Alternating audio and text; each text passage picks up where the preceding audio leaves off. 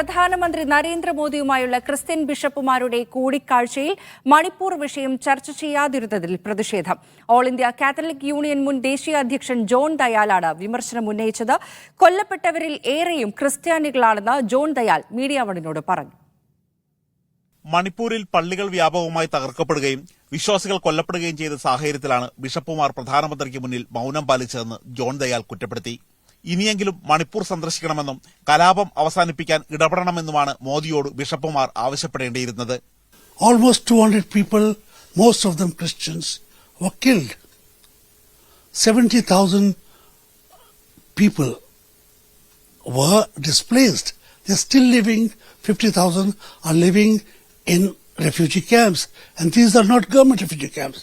They're living in refugee camps by the Christian community. The least we could have done was to tell the Prime Minister, sir, still it is not too late. Please visit Manipur. മതവിഭാഗം അനുഭവിക്കുന്ന പ്രശ്നങ്ങളാണ് പറയേണ്ടിയിരുന്നത്. പ്രശ്നങ്ങൾ വഷളാക്കുന്ന പ്രസ്താവന നടത്തരുതെന്ന് മണിപ്പൂർ മുഖ്യമന്ത്രിയോട് നിർദ്ദേശിക്കാൻ പ്രധാനമന്ത്രിയോട് പറയേണ്ടിയിരുന്നു.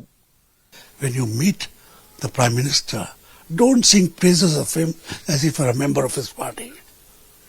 He has passed many bad laws. His 10 years have not been good governance.